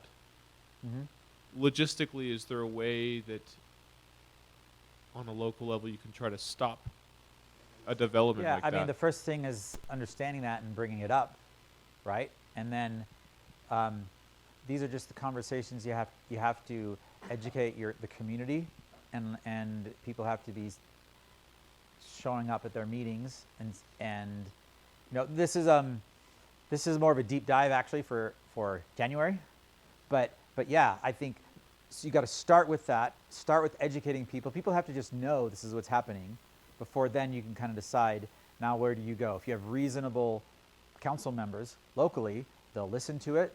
They ought to agree and understand that. I mean, are they going to compensate all the other neighbors for the costs they're going to bear, right? And I think you can make spreadsheets. I mean, it depends on how much they're going to demand evidence, but if they're reasonable, it shouldn't have to go that far, right? Especially, I'm hoping a lot of smaller towns in Utah can just put a stop to this by understanding it. That's kind of what I hope. I have no hope that the City Council in Salt Lake cares, right? But you know, start with protecting all the small towns, right? As many as we can. Yeah, if you can affect it such that you move toward a free market, a truly free market for everyone in the community, then you're always better off. So what you'll find is that the people that are building these projects are getting special favors. And if you can root out what's going on and who's granting it, then you can really cause a stir. And I think we saw they're probably all getting grant money, you know, to do these kinds of buildings. And so I'd be shocked if you found someone who didn't. But even if they weren't, the ideas come, you know, they probably know somebody who knows somebody who, you know, who gave them the idea. One small town, let's see, Mayfield, I think maybe. There's a small town. They didn't even have sidewalks. They don't have a fire department. They're small town. And one guy from the League of Cities and Towns comes and shows up in his town. And all of a sudden they're announcing a 230% tax increase on their properties. Out of nowhere.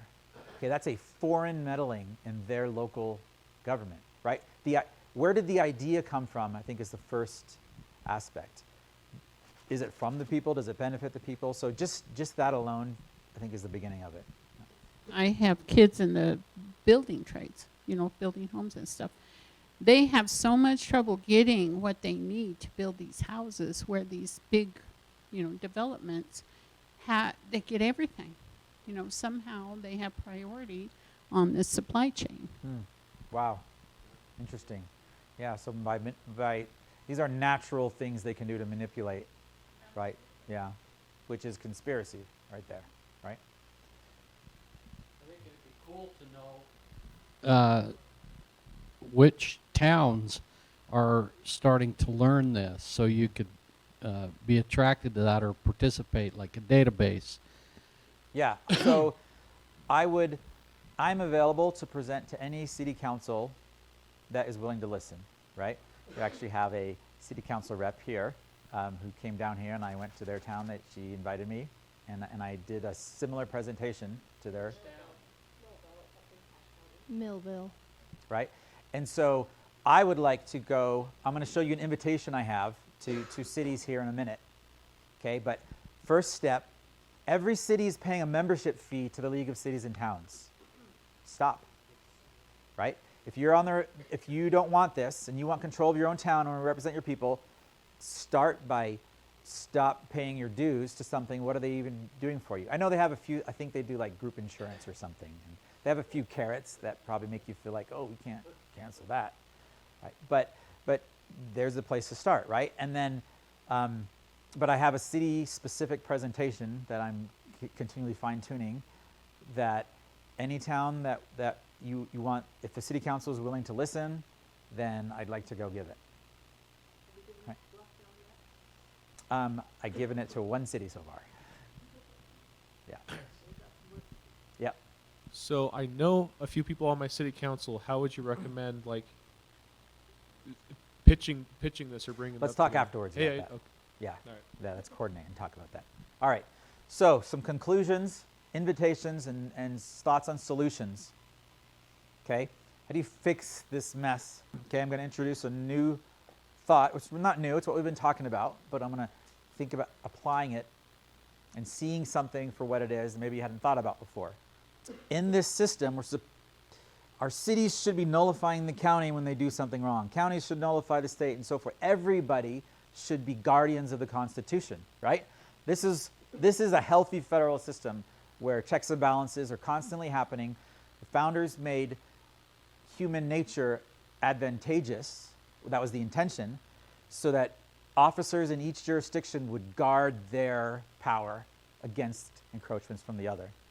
Okay, political parties have really blown that apart, right? That's why George Washington warned against them, okay? But nullification is not just something that governments can do against each other, government entities. Everyone, Government represents the people. The only reason they have a right to nullify another government agency when they're violating the Constitution is because they represent their citizens, the individuals, and the individual is who has the right to say you can't violate my rights. So any extension of the individual has the right to nullify. In 2020, if you went down to the county building and they told you to put on a mask and you said no, you nullified. But it wasn't like you were just being obstinate and doing what you wanted. You had a right, a natural right protected by the Constitution. They had no authority to tell you to put one on, right? So that's a small micro nullification.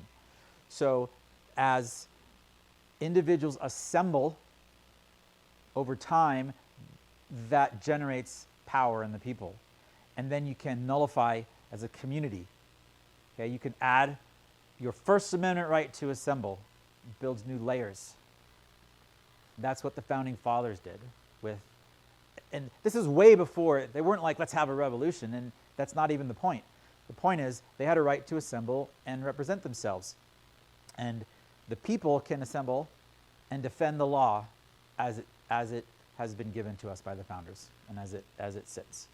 So taking this mess and adding another layer of accountability, you can't, who here trusts elections? Okay, right? I will uphold any honest system of government that defends the rights of the people. So that's all I'm going to say about that today, because that's the deep dive for January. Okay? And there's been a variety of experiments that we've done that we're going to walk you through and talk about. Okay? So pivoting back then, after giving you that little carrot for January. So these are the invitations I would give to cities. Is your taxpayer-funded city membership in regional governments actually serving your city in any way? Withdraw your membership. Be suspicious of invasion with attractive external money. Another small town I went to, I gave a different presentation. It wasn't this specific one. Kusharam. Anyone heard of that town? I think they had some regional guy show up. He wasn't even part of any group I'd ever heard of. So it was a new one. I'm like, you know, they were talking about just money, right? Small town, you don't need a $3 million grant or some big foreign investment so you can have new buses or something, right? There's always like a big carrot. You start to feel like, oh, maybe we can like level up our town, right?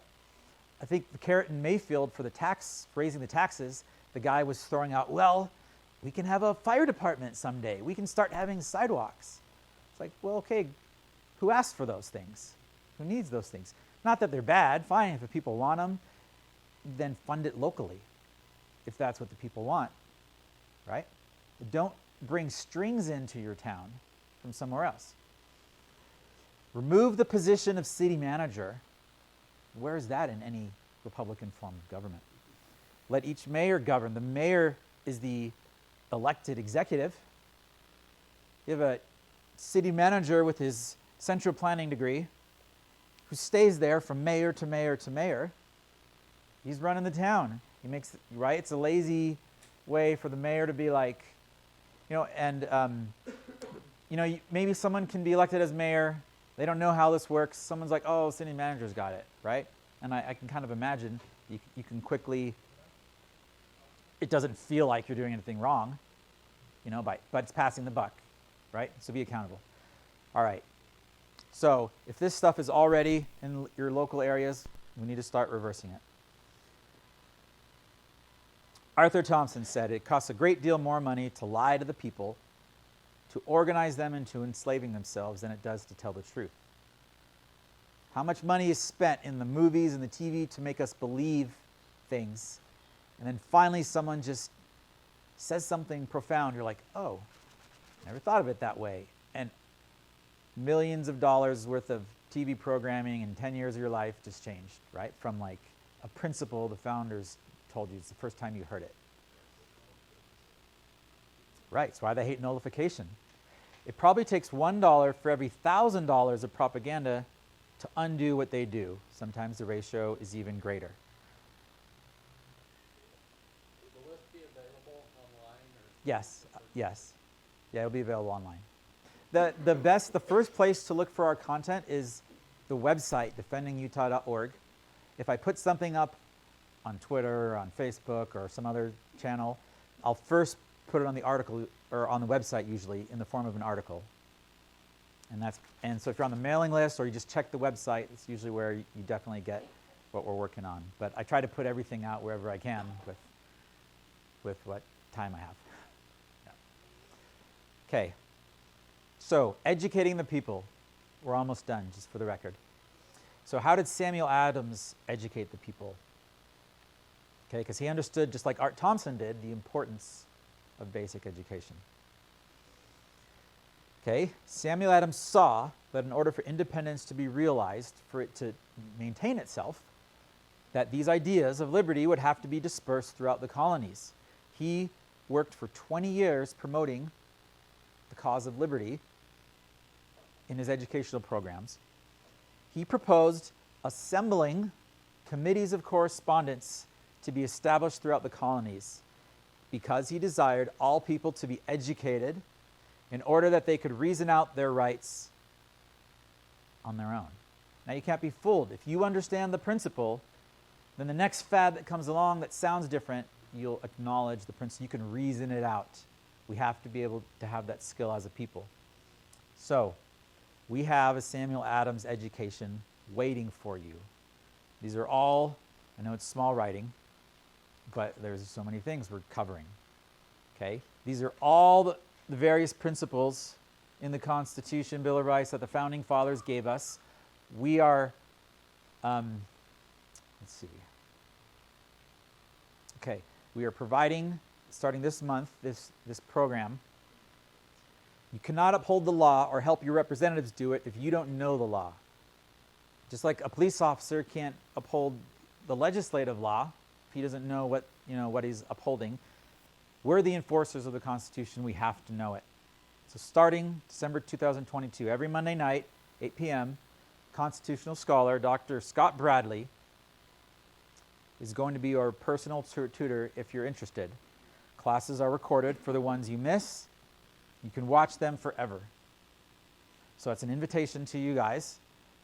So on the walls here, we have these QR codes. We put them all over. It'll take you to the sign-up page on your mobile devices or whatever, wherever it is, or that's the link right there.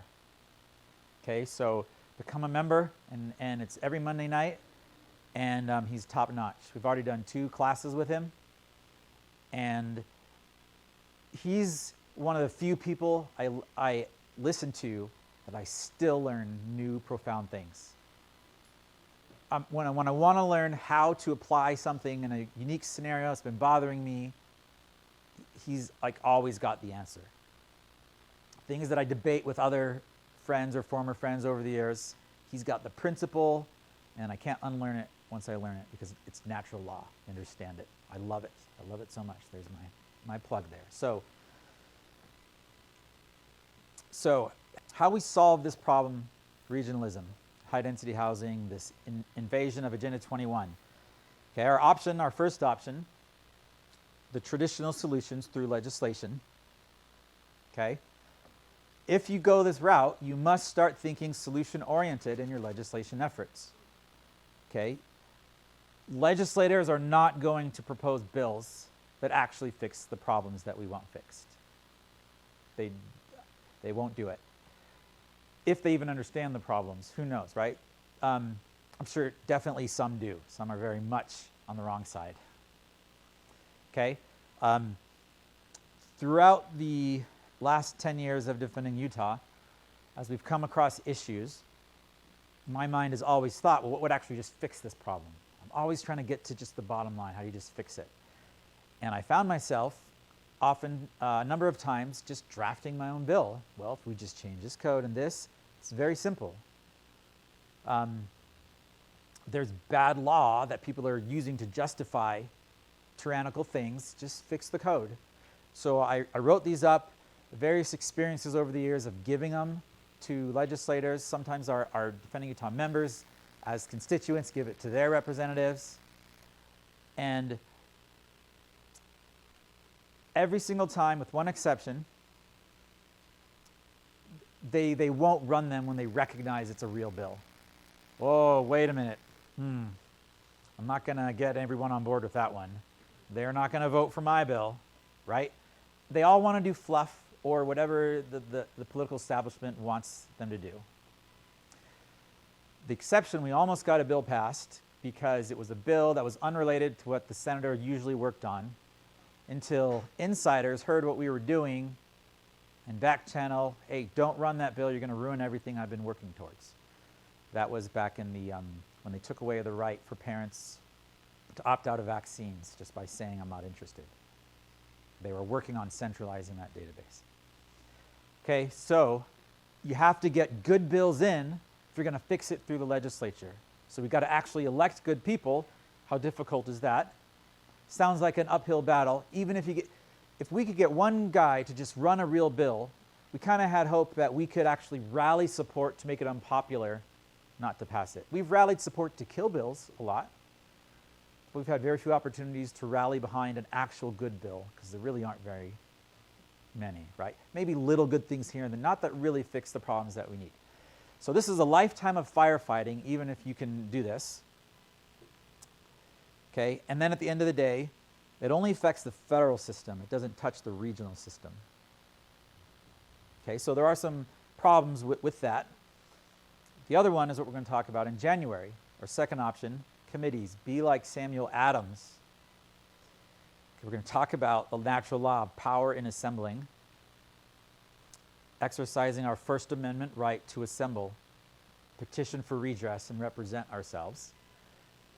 What I call community nullification. Okay, we're going to talk about a variety of natural law tools for transferring influence. Okay, people are attracted to what is good, what is consistently good. This is avoiding what I call the arsonists altogether. All these issues we deal with are like fires, but because it's a conspiracy, there's an arsonist setting fires everywhere. Okay, we can be condemned to a lifetime of firefighting, or we can avoid the arsonists. Now, really, I would say do both. Is my suggestion, for a variety of reasons we'll cover in January. Next steps: share this online with others. It's going to be online. Share it around.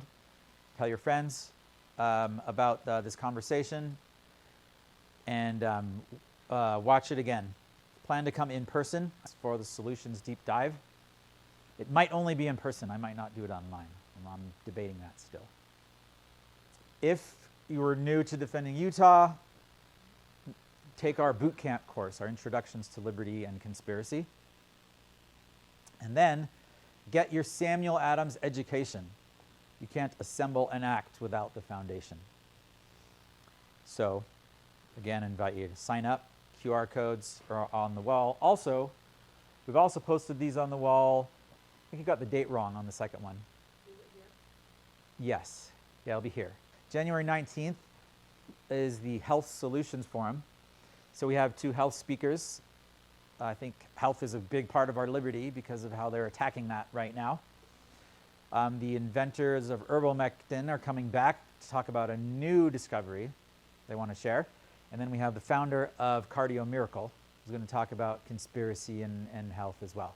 So that should be fun. That's a free event. Thursday, January 19th, we'll be here. And then we'll be the Solutions Deep Dive. Thank you for coming this evening and giving me your time. And we'll just dismiss for the evening.